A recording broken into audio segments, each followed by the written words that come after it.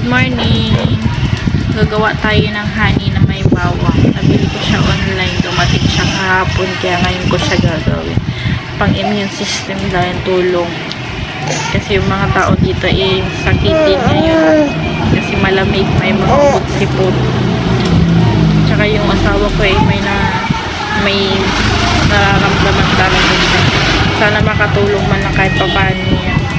Hirap siya huminga lalo na pag dumadating galing trabaho. Lalo na pag natutulog.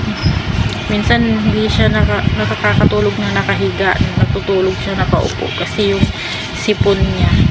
Hirap talaga siya huminga. Kaya gagawa ako niyan. Sinapchap ko siya ng maliliit kasi baka hindi nila makain pag buo yan.